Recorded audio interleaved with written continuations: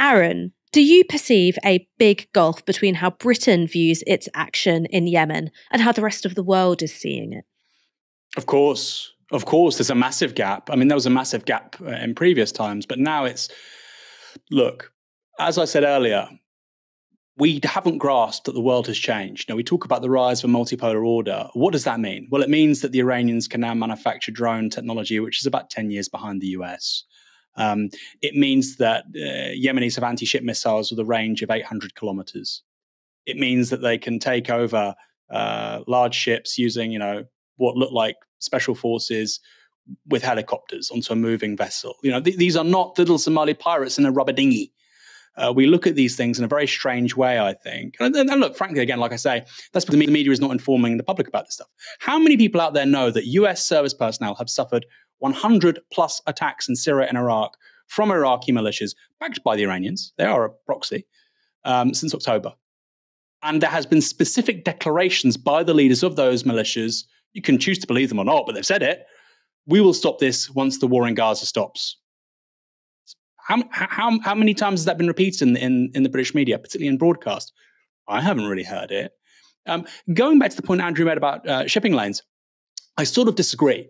I think they do matter immensely. They clearly don't matter as much as what's going on in Gaza, but they matter immensely. And it's precisely for that reason that I think what the Americans and the British are doing is insane. Because through the Red Sea, and just to again reiterate to our audience, you have the Red Sea on one side, going between East Africa, the Horn of Africa, and the Arabian Peninsula. You have the Strait of Hormuz and the Persian Gulf between Iran and Saudi. Through those two channels of water, you've got about 40% of globally traded oil going through there. 40% globally traded oil. And what you're basically seeing here is a bet that if we bomb some people in Yemen, that will somehow stop. Okay, well, let's say you're wrong. Let's say it escalates. Where does this end? Well, it ends with some kind of blockade of both sections there, either side of the Arabian Peninsula. And that's 40% of globally traded oil. What does that mean? It means global energy prices will go up. And it's something I've said a lot recently, but I really think it's lost to some extent on a European audience, is that actually the United States, as a net exporter of energy, doesn't really care.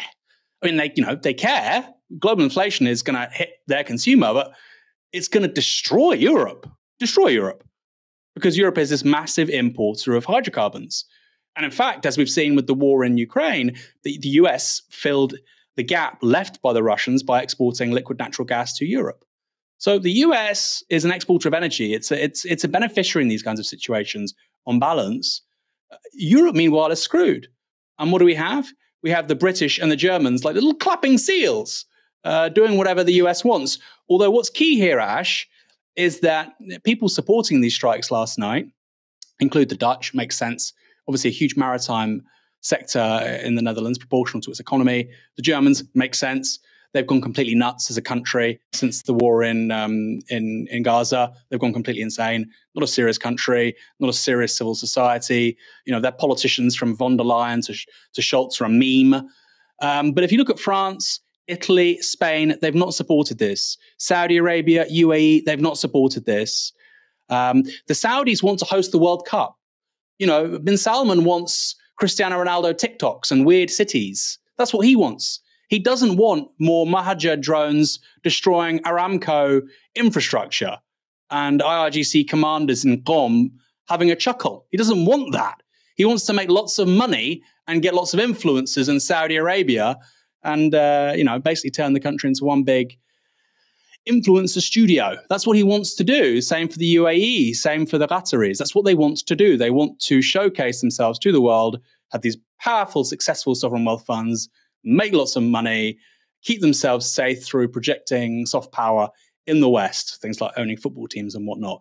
They do not want a massive regional war.